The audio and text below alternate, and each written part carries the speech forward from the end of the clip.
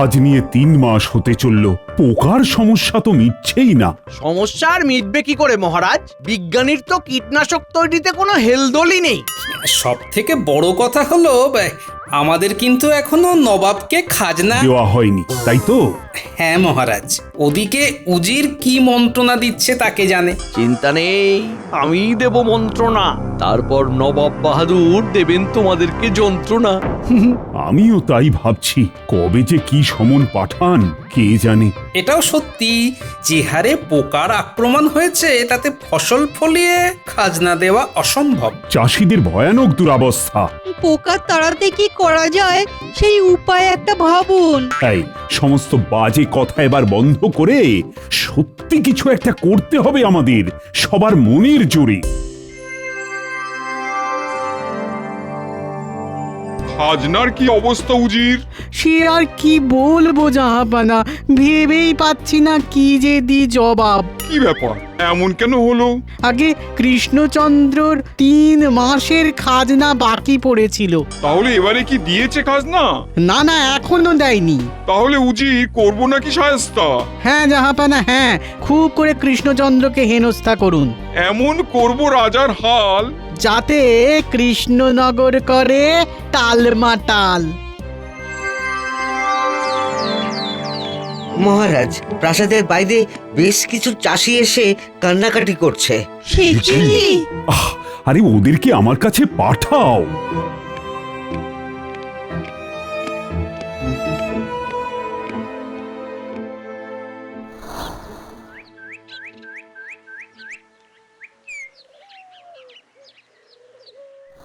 আমাদের বাঁচান মহারাজ, আমরা তো ধনে প্রাণে নিঃস্ব হয়ে যাচ্ছি। ক্ষেতের জমিটার দিকে তাকানো যাচ্ছে না মহারাজ। পোকায় সব তছনছ করে দিচ্ছে, কত কি করছি তাও কিচ্ছু হচ্ছে না।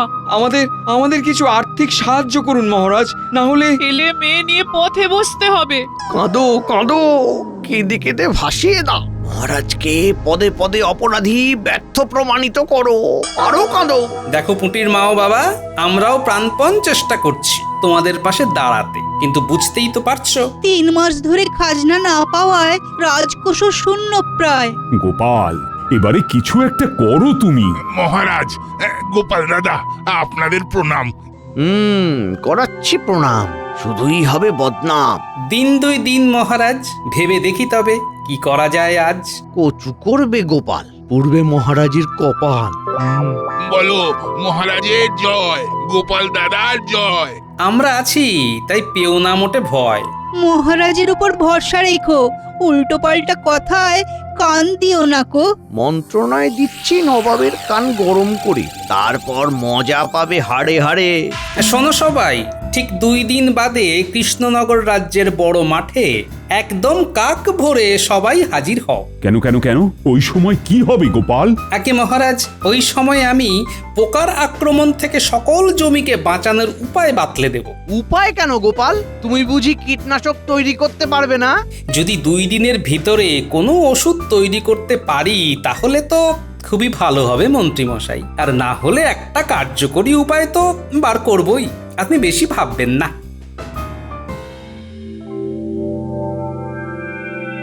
আগে নবাব, নবাব, একটু একটু একটু চেখে দেখুন দেখি। হ্যাঁ, কচি পাঁঠার কাবাব। লাজবাব লাজবাব, খেয়ে দিয়ে একদম গভীর ঘুম। জাহাপানা, আপনি খেয়ে নিশ্চিন্তে শুয়ে পড়ুন। আর ঠিক 2 দিন পরেই কৃষ্ণনগরে যাব। তখন তারা টের পাবে খাজনা ঠিক সময়ে না পেলে নবাব কেমন কঠোর হয়ে ওঠে। তাহলে কালকে আমাদের পরিকল্পনা সাজিয়ে নিও।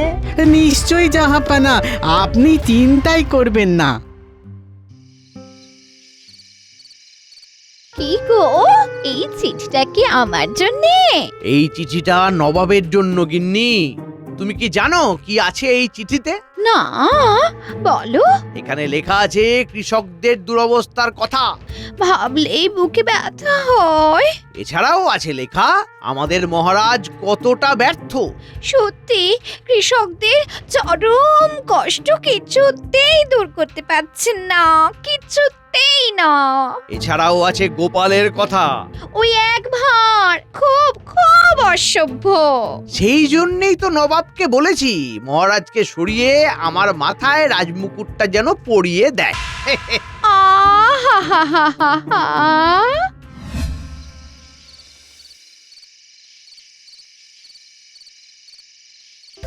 আমি তো চেষ্টা করেও কিছু পারলাম না।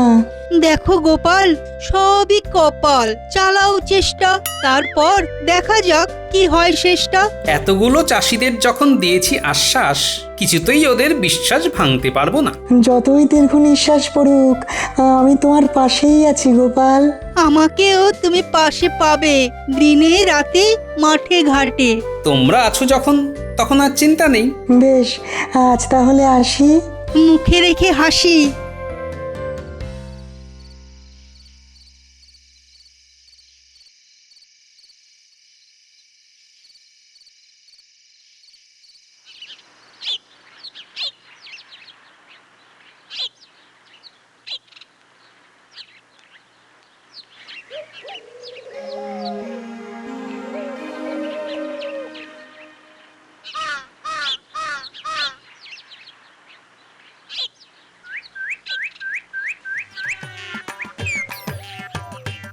উঠুন উঠুন জাহাপানা উঠুন, চোখ মেলে দেখুন কি এনেছি।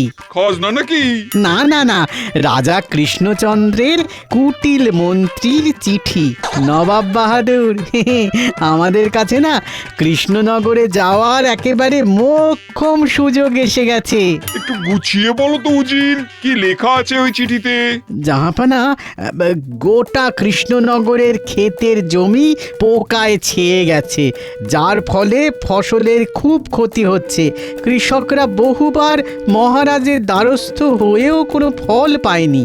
আর কৃষকদের দুঃখ না ঘোচাতে পারার দায় ক্ষমতাচ্যুত করব, তাই তো? জাহাপানা, হ্যাঁ, একদম একদম ঠিক।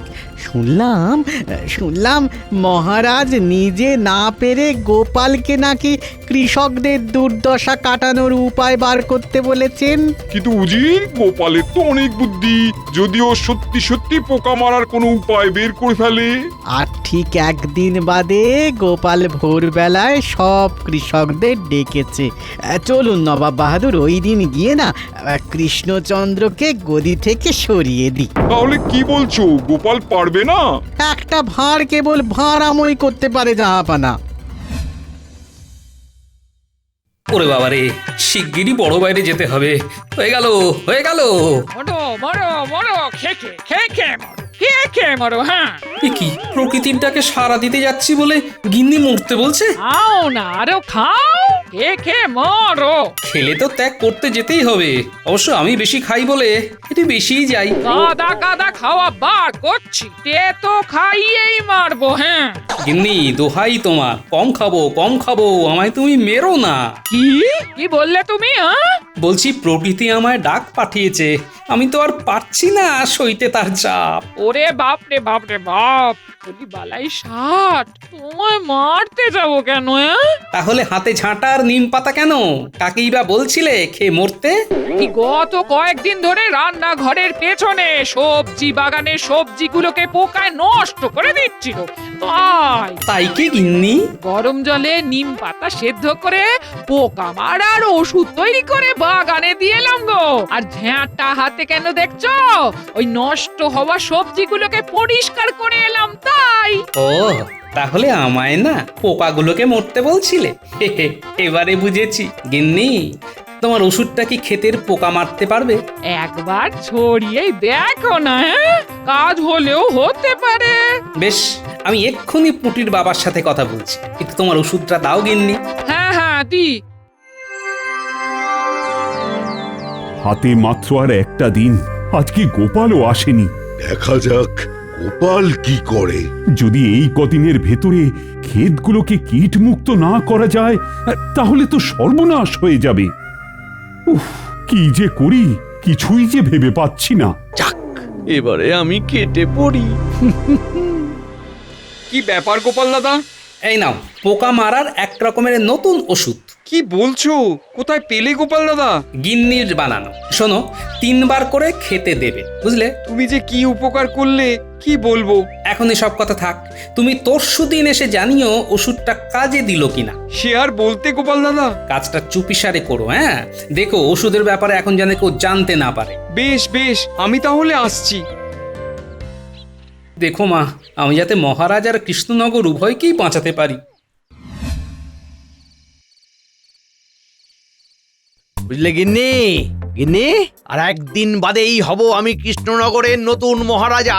তখন আমার আলাদাই সাজ। ভেবেই আনন্দ হচ্ছে আজ।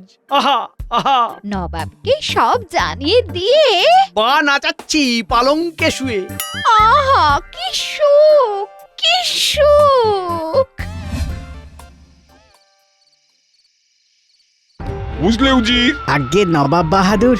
কৃষ্ণনগর স্বপ্নেই শুধু কৃষ্ণনগর দেখছি। আগে জাহাপানা, শয়তান মন্ত্রীটা না থাকলে সব কিছুই হতো না। ওকেই গোলাম রাজা করে মনের বাসনা মেটাবো। একদম সঠিক সিদ্ধান্ত জাহাপানা।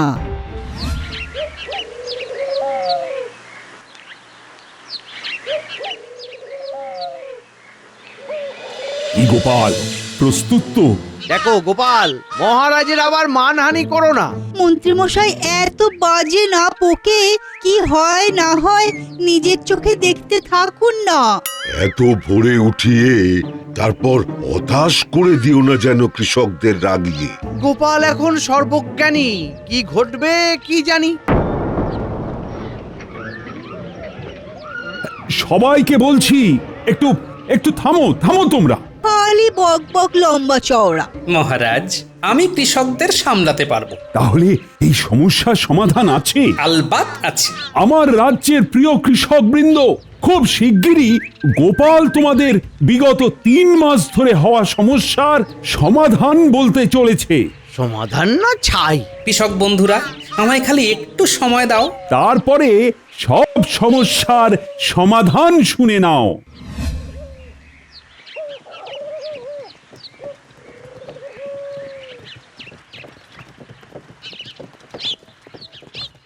পৌঁছে গেছি তো কৃষ্ণনগরে। আগে হ্যাঁ, আর আর আর আর মিনিট 2 পরেই তো রাজ্যের বড় মাঠ। বেশ বেশ, আসলে আর তর সইছে না। সবই বুঝছি জাহাপানা।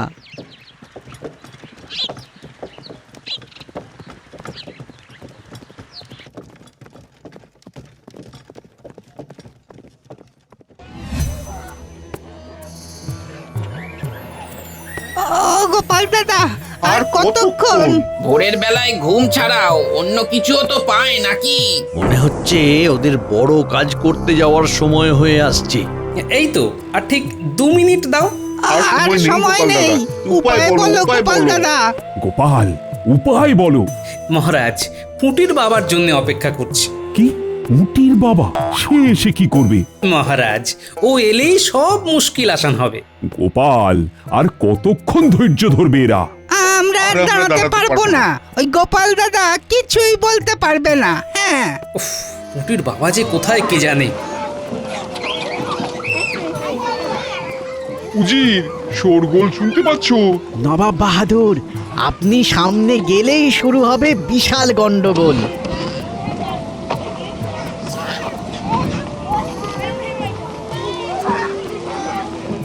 এ কি নবাব, আপনি?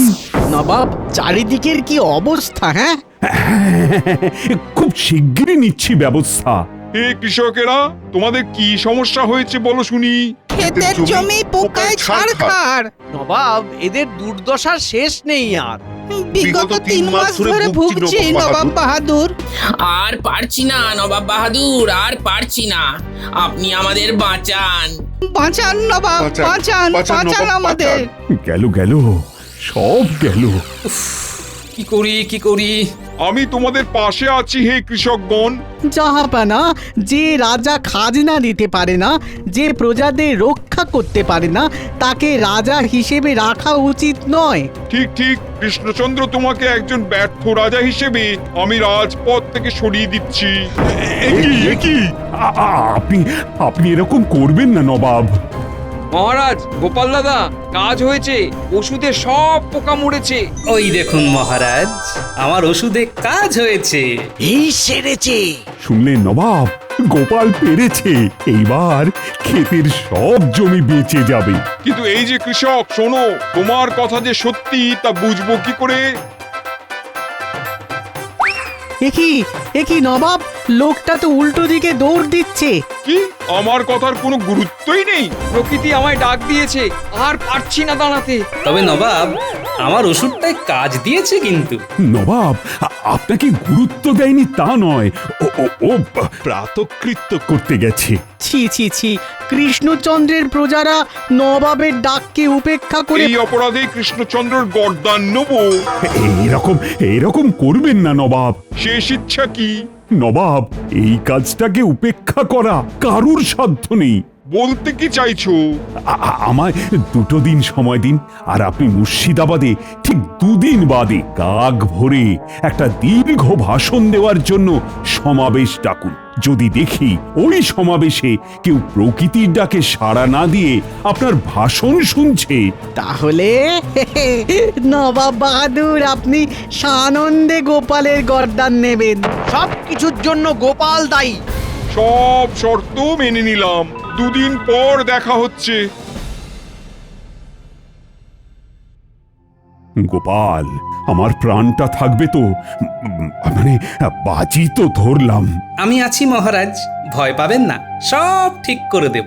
আমি কালকেই মুর্শিদাবাদ যাব, খবরটা গোপন রাখবেন।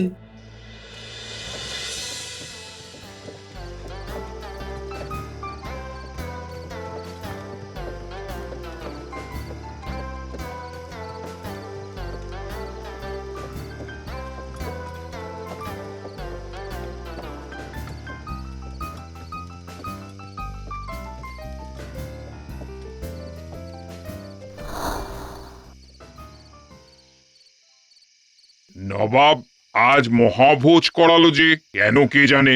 এর থেকে ওই তনখা বাড়ালে কাজ দিত। কাল আবার ভোরে সমাবেশ। এই সুযোগে কাজটা সারি, ওদের কান ভাঙাই। চল একটু গড়িয়ে নি। হ্যাঁ চলো। এই যে ভাইরা, তনখা বাড়াতে চাও? হ্যাঁ, কিন্তু আপনি আপনি কে? কে? যদি তনখা বাড়াতে চাও, নবাবকে তোষামত করতে থাকো। এই নাও, এটা গিয়ে নবাবকে খাইয়ে দাও। এটা খেলে নবাবের শরীর ভালো থাকবে, আর তোমাদের উপরে খুশি হয়ে নবাব তনখা বাড়িয়ে দেবেন, বুঝলে? যাও যাও, আর হ্যাঁ, জলে গুলে খাওয়াবে, কেমন? এক্ষুনি খাওয়াবো। হ্যাঁ হ্যাঁ, যাও।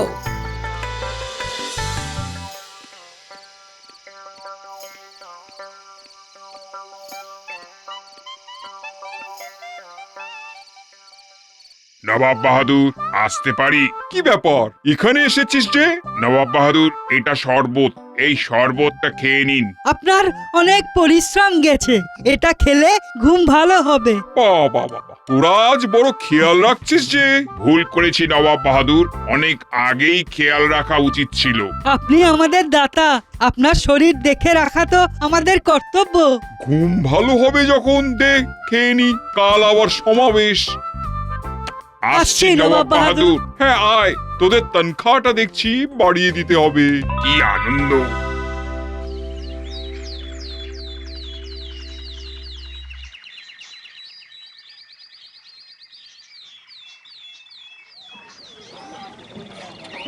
গোপাল, কি ব্যাপার? আমি বাঁচবো তো? মহারাজ নিশ্চিন্তে থাকুন, আমি আছি তো। নবাব কি আজ পাবে শিক্ষা? শিক্ষা মানে চরম শিক্ষা পাবেন। নবাব বাহাদুর কোথায়? সমাবেশে তো সবাই উপস্থিত। সবাইকে অনুরোধ করছি, শান্ত হয়ে বসুন। নবাব বাহাদুর শিগগিরই এসে পড়বেন, বসুন বসুন। নবাবের দম্ভ আজ চূর্ণ হবে। উফ বাবা, এই নিয়ে 6 বার হয়ে গেল। নবাব বাহাদুর, পেটের অবস্থা কি খুব খারাপ? সবাই যে এসে গেছে ওদিকে। আর সমাবেশ, উরি বাবা, উরি বাবা, ও যাই যাই যাই যাই যাই। নবাব বাহাদুর, আপনি আপনি একবার হলেও আসুন, আমি ওদিকটা সামলাচ্ছি। নবাব বাহাদুর এখনো আসছেন না, তার মানে হাল খুবই খারাপ। কি ব্যাপার কে জানে? উফ, কখন যে মহারাজের গর্দানটা যাবে। কই কই নবাব কই, জবাব চাই, সময় নেই সময় নেই। এই রে, পরিস্থিতি তো গরম হচ্ছে, পালাবো কি না, আর একটু দাঁড়িয়ে যাই। আমার প্রিয় বঙ্গবাসী, দেরি হওয়ার জন্য প্রথমেই ক্ষমা চেয়ে নিচ্ছি।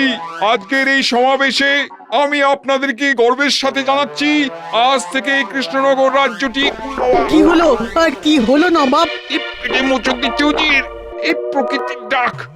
আমি চললাম। নবাব বাহাদুর ছুটবেন না, ছুটবেন না, ডাকে পরে সাড়া দেবেন।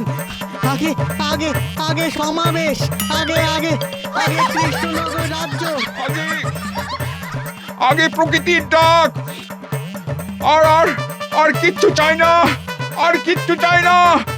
অনেক এই নবাব, বলেছিলাম না এই ডাককে উপেক্ষা কেউ করতে পারে না। গোপাল, তুমি করেছোটা কি? মহারাজ, জোলাপ মিশিয়ে দিয়েছি কৌশল করে, আর তারপরেই নবাব চরম সত্যটা উপলব্ধি করেছেন। প্রকৃতির ডাক এলে সব কিছু ফেলে কল ঘরে ছুটতে হয়। এই নিয়ে নেই কোনো সংশয়। এইভাবেই গোপাল চিরটা কাল আমাদের পাশে থেকো। যত্নে আদরে কৃষ্ণনগর রাজ্যটাকে বাঁচিয়ে রেখো।